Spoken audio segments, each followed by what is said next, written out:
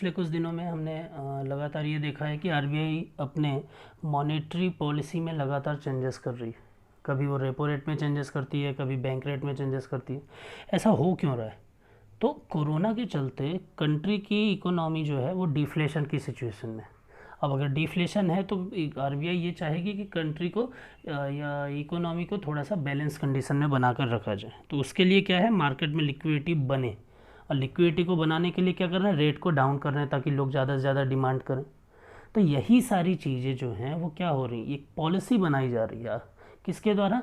किसी भी कंट्री की सेंट्रल बैंक के द्वारा। और उसी पॉलिसी को हम क्या बोलते हैं, हम मॉनेटरी पॉलिसी बोलते हैं या मौद्रिक नीति बोलते हैं। तो आज का जो हमारा टॉपिक है वो मॉनेटरी पॉलिसी से ही रिलेटेड है।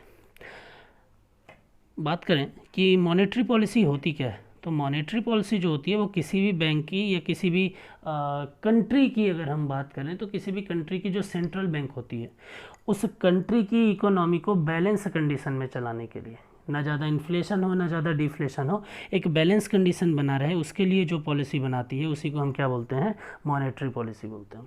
अगर हम इंडिया की बात करें तो इंडिया में ये काम किसका होता है, ये आरबीआई का काम होता है। और इसमें किया क्या जाता है, तो इसमें सबसे ज़्यादा है कि मनी के फ्लो को किस तरीके से रेगुलेट करना। अगर डिमांड ज़्यादा है तो फ्लो को थोड़ा कम करने का प्रयास किया जाता है, डिमांड कम है तो फ्लो को बढ़ाने का प्रयास किया जाता है, और कोशिश की जाती है कि इकोनॉमी में जो इन्फ्लेशन और डिफ्लेशन है उसको बैलेंस रखा जा सके।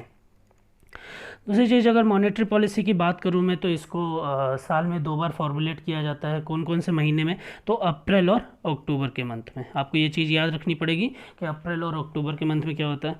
साल में अगर बात करें तो अप्रैल और अक्टूबर में इसको फॉर्मुलेट कर रहे हैं, लेकिन हर 2 महीने में क्या हो रहा है, इसको रिव्यू किया जाता है। तो मॉनेटरी पॉलिसी का जो रिव्यू किया जाता है वो हर 2 महीने में किया जाता है। लेकिन अब आपके दिमाग में ये क्वेश्चन आ रहा होगा कि सर अभी तो कुछ महीने पहले जो आरबीआई की प्रेस कॉन्फ्रेंस हुई थी उसमें उसने अपने रेपो रेट को डिक्रीज़ किया था, कुछ टाइम पहले उसने अपने वापस से रेपो रेट को डिक्रीज़ किया था, लेकिन उस टाइम तो अप्रैल भी नहीं था और अक्टूबर का मंथ भी नहीं था, फिर भी ऐसी चीज़ें हुई।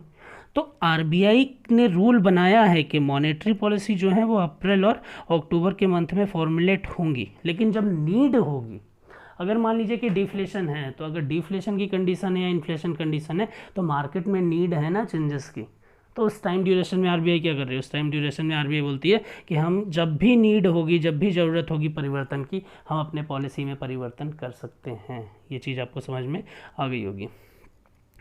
आगे अगर मैं बात करूं कि ऑब्जेक्टिव क्या है मॉनेटरी पॉलिसी का, तो मॉनेटरी पॉलिसी का सबसे बड़ा ऑब्जेक्टिव होता है इन्फ्लेशन को कंट्रोल करना। किसी भी कंट्री के लिए इन्फ्लेशन जो है वो अगर अपनी लिमिट को क्रॉस करता है तो उस कंट्री के लिए वो इतना अच्छा नहीं माना जाता है। इससे उस कंट्री की इकोनॉमी पर नेगेटिव इम्पैक्ट भी देखने को मिलते हैं। तो उसको रेगुलेट करने के लिए, उसको कंट्रोल करने के लिए आरबीआई क्या करती है, आरबीआई अपनी मॉनेटरी पॉलिसी से इंडिया में उसको कंट्रोल करने की कोशिश करती है। सेकेंड ऑब्जेक्टिव की बात करें तो इकोनॉमिक ग्रोथ की सिचुएशन बने, ये भी आरबीआई जो है उस बात का ध्यान में रखती है। और इकोनॉमिक ग्रोथ कैसे बनेगा, तो मैंने आपको नेशनल इनकम पढ़ाते समय बताया था कि अगर किसी कंट्री में पर कैपिटा इनकम इंक्रीज़ होता है, तो पर कैपिटा इनकम इंक्रीज़ होने से क्या हो रहा है, हम बोलते हैं कि इकोनॉमिक ग्रोथ।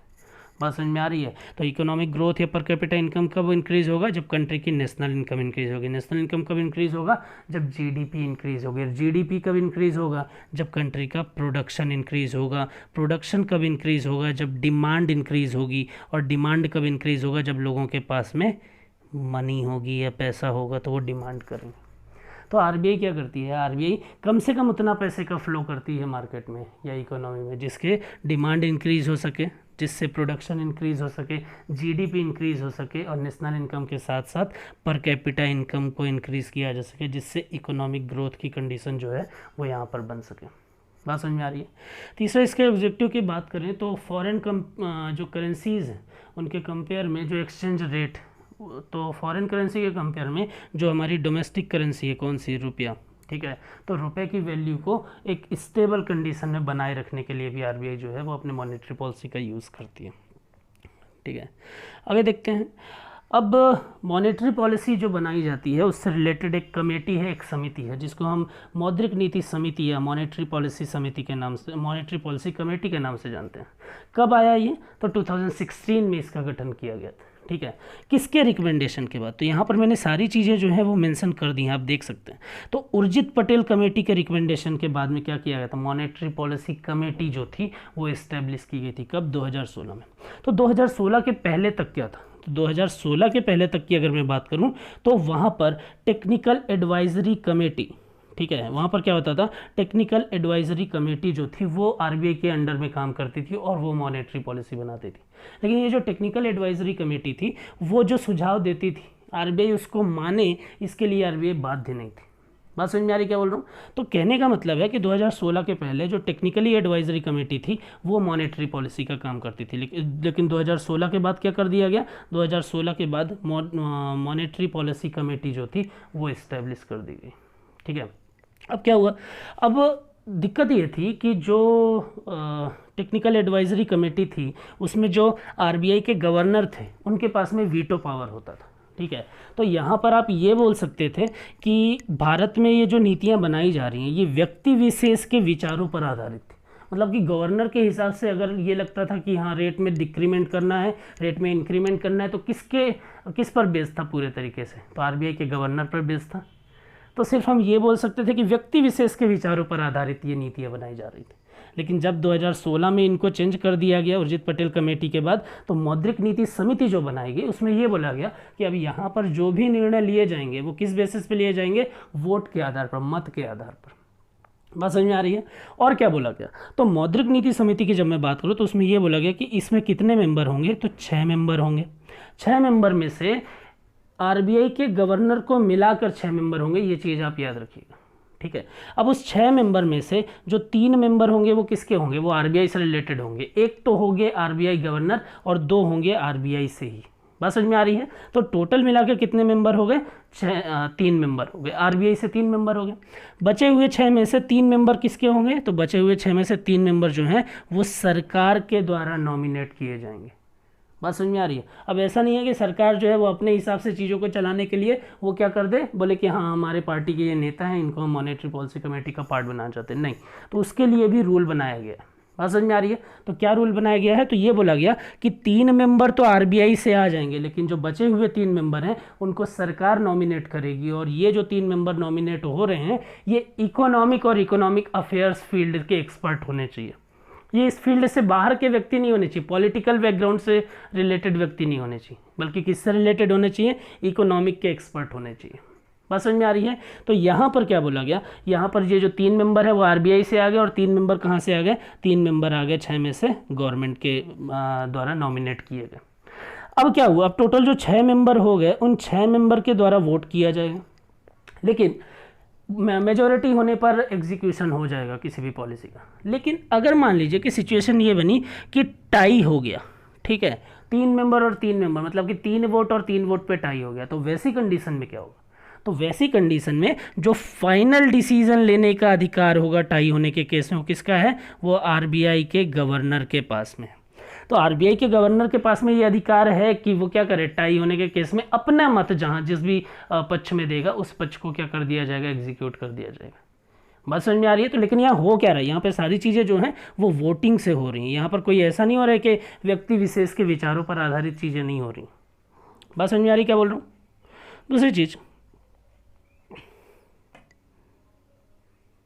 दूसरी चीज़ कि जो मॉनेटरी पॉलिसी कमेटी बनाई जा रही है तो उसके क्या प्रभाव हैं? तो अगर मैं बात करूं तो पहली चीज़ तो ये कि पहले जो टेक्निकली एडवाइजरी कमेटी थी उसमें पूरा का पूरा रोल किसका था? आरबीआई का था। तो हम ये बोल सकते थे कि आरबीआई की जो स्वायत्तता थी वो पूरे तरीके से स्थापित थी, वहाँ पर जो भी डिसीजन था वो आरबीआई का था। लेकिन यहाँ पर 3 मेंबर आने के कारण जो अब आरबीआई की स्वायत्तता है वो भी प्रभावित हुई है। तो पहला प्रभाव तो यहाँ पर देखने को मिला है। ठीक है, दूसरा प्रभाव यहाँ पर यह है कि आपको पता है कि मॉनेटरी पॉलिसी जो है वो इंडिया में आरबीआई बना रही है, लेकिन फिस्कल पॉलिसी जो है वो कौन बना रहा है? वो तो गवर्नमेंट बना रही है ना।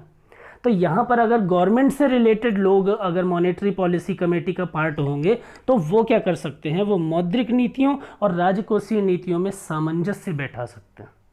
बात समझ में आ रही है? तो वो जो पॉलिसी बनाने की कोशिश करेंगे, राजकोषीय नीतियां जो बनाई जाएंगी, तो वहां से और जो मौद्रिक नीतियां हैं दोनों के तालमेल बैठाकर नियम बनाए जाएंगे, जिससे अर्थव्यवस्था को और ज़्यादा सकारात्मक प्रभाव उस पर देखने को मिल सकते हैं।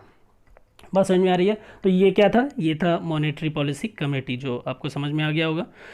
दूसरी चीज़, हम लगातार जब भी हम न्यूज़ देखते हैं, जब भी हम आरबीआई की प्रेस कॉन्फ्रेंस देखते हैं और डेटा रिलीज़ होता है, तो देखते हैं कि वहाँ पर ये बोला जाता है कि इतने बेसिस पॉइंट का इंक्रीमेंट हुआ है, इतने बेसिस पॉइंट का डिक्रीमेंट हुआ।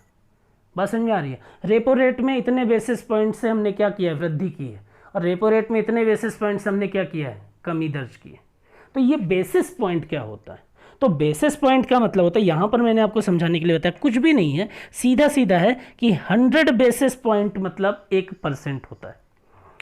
बात समझ में आ रही है? और जो परिवर्तन है उसको प्रभावशाली दिखाने के लिए क्या किया जाता है? बेसिस पॉइंट का यूज़ किया जाता है। बात समझ में आ रही है? तो जैसे बोला गया कि 30 बेसिस पॉइंट रेपो रेट में क्या किए गए हैं? 30 बेसिस पॉइंट रेपो रेट में डिक्रीज किए गए।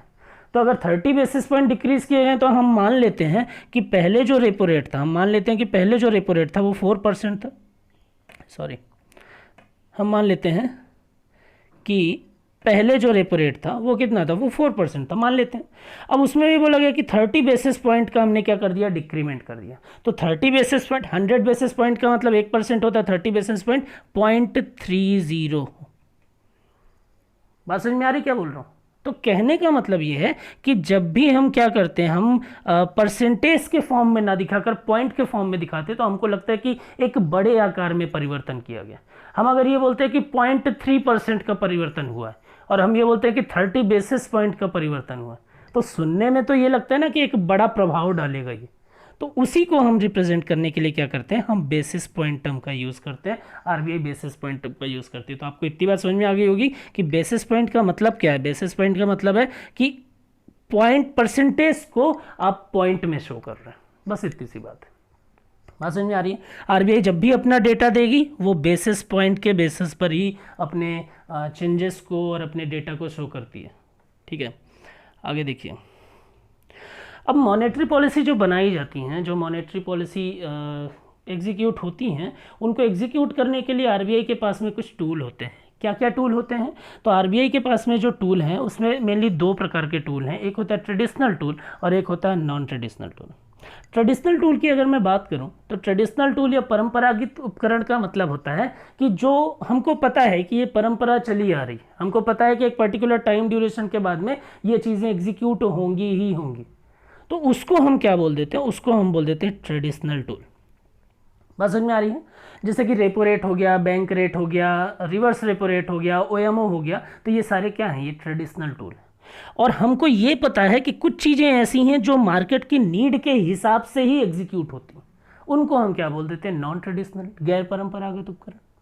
बात समझ में आ रही है? तो गैर परंपरागत उपकरण ऐसे होते हैं जो हमेशा, जरूरी नहीं है कि अभी हुआ है तो 1 साल के बाद फिर से एग्जीक्यूट होगा, 90 दिन के बाद फिर से होगा, नहीं।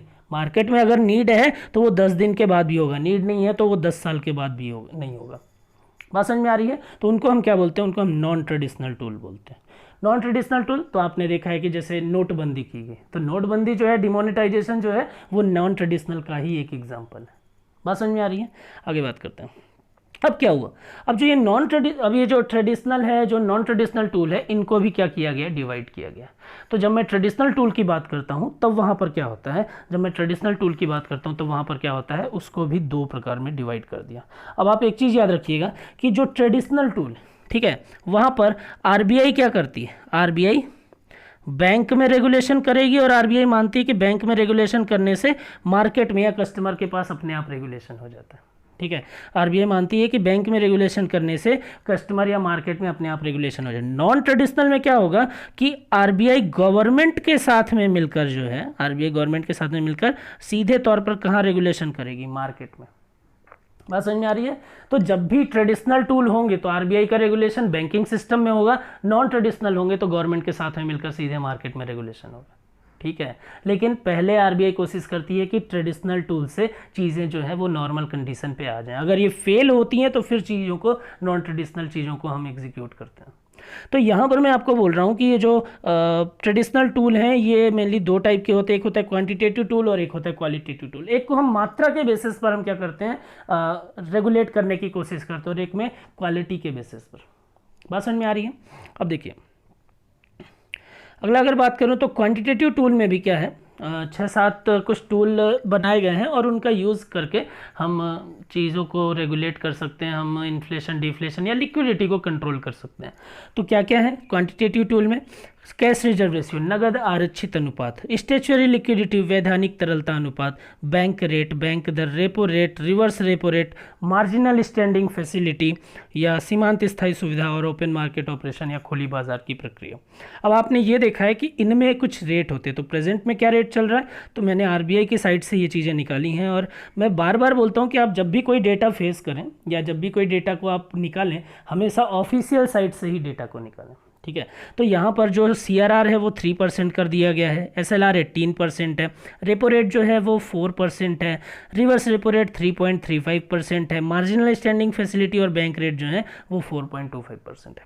तो यहाँ पर आपको ये रेट देखकर इतनी बात समझ में आ गई होगी कि ये रेट इतने डाउन है, मतलब हमारी कंट्री क्या है, डिफ्लेशन में। जनरली हम इतने रेट डाउन देखते नहीं हैं इनमें, बात समझ में आ रही है। तो डिफ्लेशन की कंडीशन में क्या है, हमने आरबीआई ने अपने रेट को डाउन किया है ताकि मार्केट में लिक्विडिटी को बढ़ाया जा सके, ताकि क्या हो सके, डिमांड इंक्रीज हो सके, और डिमांड से डिफ्लेशन नॉर्मल कंडीशन पे आ जाता है। बात समझ में आ रही है। ये मॉनेटरी पॉलिसी का मैं फर्स्ट पार्ट है, मैंने मॉनेटरी पॉलिसी को 2 पार्ट में आपको समझाने की कोशिश की है, क्योंकि वीडियो बहुत बड़ा हो रहा था, इसलिए हमने उसको क्या किया है, पार्ट में डिवाइड कर दिया। तो फर्स्ट पार्ट में मैं आपको बेसिक इन्फॉर्मेशन दे रहा हूँ, और सेकेंड पार्ट में ये टूल कैसे काम करते हैं, बात समझ में आ रही है, उसके बारे में हम इसका कैलकुलेशन और बाकी चीज़ें देखेंगे। चलिए आगे बात करते हैं। अब क्या हुआ, अब क्वालिटेटिव टूल है, CRR, SLR, bank rate, repo rate, ये सारी चीज़ें हैं, लेकिन अगर मान लीजिए कि वो फेल हो गए तो उस कंडीशन में क्या होगा, तो उस कंडीशन में क्या है, मोरल सुजन है और डायरेक्ट एक्शन जैसी चीज़ें जो हैं, तो इसको हम क्या बोलते हैं, इसको हम क्वालिटेटिव टूल बोलते हैं। क्वांटिटेटिव टूल है, बैंकिंग सिस्टम में मान लीजिए कि रेट के बेसिस पर हम रेगुलेट कर रहे हैं, लेकिन कभी कभी ऐसी सिचुएशन बन गई, जैसे लिक्विडिटी ट्रैप एक कंडीशन होती है, ठीक है। लिक्विडिटी ट्रैप क्या होता है, तो जैसे मान लीजिए कि आरबीआई है, आरबीआई ने क्या किया, आरबीआई ने बैंक को पैसा दिया, और बैंक किसको देता है पैसा, कस्टमर को। अब आरबीआई ने अपने रेट को डाउन किया, तो इससे कारण से बैंक को आरबीआई से लोन लेना क्या हो गया, सस्ता हो गया, बैंक ने आरबीआई से लोन ले लिया। लेकिन बैंक जो है वो अपने रेट को डाउन नहीं कर रहा, बात समझ में आ रही है। तो सिचुएशन ये बन रही है कि यहाँ पर रेट हाई होने के कारण जो कस्टमर है वो मनी की डिमांड ही नहीं कर रहे, लोन की डिमांड नहीं कर रहे, तो पैसा आरबीआई के पास से बैंकिंग सिस्टम में तो आ गया है, लेकिन वो पैसा रेट के हाई होने के कारण मार्केट तक पहुँच नहीं पा रहा है। जब ऐसी सिचुएशन बनती है तो क्या हो रहा है, लिक्विडिटी जो है वो ट्रैप हो गई ना, कहाँ पर, बैंकिंग सिस्टम में। तो इसी को हम तरलता जाल या लिक्विडिटी ट्रैप की कंडीशन बोलते हैं। तो कभी कभी लिक्विडिटी ट्रैप इसलिए होता है क्योंकि बैंक जो है वो क्या करते हैं, वो आरबीआई के रूल को फॉलो नहीं करते, तो उस कंडीशन में आपके जो क्वांटिटेटिव टूल हैं वो सही तरीके से काम नहीं करेंगे। तो उस कंडीशन में फिर क्या होगा, आरबीआई अपने क्वालिटेटिव टूल का यूज़ करेगी। बात समझ में आ रही है। तो आरबीआई बैंक को बोलेगी कि अगर आप नहीं कर रहे हो तो हम आप पर पेनाल्टी लगाएंगे, हम नियम बनाएंगे, और हमारे नियम के हिसाब से हम ये भी डिसाइड कर सकते हैं कि आप कौन से कस्टमर को कितना लोन दे सकते हो। तो यहाँ पर क्या हो रहा है, ये सारी चीज़ें जो हैं वो क्वालिटेटिव टूल के अंतर्गत आती हैं। बात समझ में आ रही है, आगे बात करते हैं। तो ये दोनों जो थे, क्वांटिटेटिव हो या क्वालिटेटिव हो, ये दोनों क्या हैं, ये मॉनेटरी पॉलिसी के ट्रेडिशनल टूल के पार्ट। अब मान लीजिए कि ट्रेडिशनल टूल भी फेल हो गया, तो जब ट्रेडिशनल टूल भी फेल हो गया तो उस कंडीशन में क्या होगा, तो जब ट्रेडिशनल टूल फेल हो गया तो उस कंडीशन में फिर नॉन ट्रेडिशनल की तरफ आरबीआई आएगी। आरबीआई बोलेगी कि हमारे पास में नॉन ट्रेडिशनल टूल है, मतलब कि ज़रूरी नहीं है कि मार्केट के एक समय अंतराल के बाद हम इसको एग्जीक्यूट करें, लेकिन जब भी मार्केट में नीड होगी, मैंने ये बोला था, आप नॉन ट्रेडिशनल आरबीआई जो है वो यूज़ करेगी। तो आरबीआई के पास में नॉन ट्रेडिशनल में 3 चीज़ें हैं, एक है हेलीकॉप्टर ड्रॉप या मनी, हेलीकॉप्टर हूवर और नेगेटिव इंटरेस्ट पॉलिसी। इसमें से 2 जो हैं वो टाइम टू टाइम आप देखते रहते हैं कि हमारे कंट्री में एक पर्टिकुलर टाइम ड्यूरेशन में अलग अलग तरीके से ये चीज़ें एग्जीक्यूट हुई हैं। दूसरा हेलीकॉप्टर हूवर की बात करें तो इसको भी आपने 2016 में देखा हुआ है, इसका एग्जाम्पल, ठीक है। नेगेटिव इंटरेस्ट पॉलिसी जो है वो नॉन ट्रेडिशनल का टूल ज़रूर है, पार्ट ज़रूर है, लेकिन इसको अभी तक हमने इम्प्लीमेंट इंडिया में नहीं किया है। बात समझ में आ रही है। तो ये क्या थे, ये सारे टूल थे, ठीक है। ये क्या थे, ये सारे टूल थे जिसका यूज़ करके आरबीआई क्या करती है, आरबीआई लिक्विडिटी को रेगुलेट करती है, ना लिक्विडिटी ज़्यादा होने पाए ना लिक्विडिटी कम होने पाए, इन्फ्लेशन डिफ्लेशन दोनों बैलेंस कंडीशन में बनी रहे। बात समझ में आ रही है। तो ये मॉनेटरी पॉलिसी का एक फर्स्ट पार्ट था। नेक्स्ट पार्ट या नेक्स्ट वीडियो जो इससे रिलेटेड मैं बनाऊंगा, सेकंड पार्ट इसका, वो आप ज़रूर देखें। और उसमें मैं आपको ये बताऊंगा कि किस तरीके से एसएलआर, रिवर्स रेपो रेट या बाकी के ट्रेडिशनल टूल और नॉन ट्रेडिशनल टूल का यूज़ किया जाता है, कैसे उनका यूज़ करके मार्केट में रेगुलेट किया जाता है कि लिक्विडिटी सही तरीके से काम करे या बैलेंस कंडीशन में काम करे।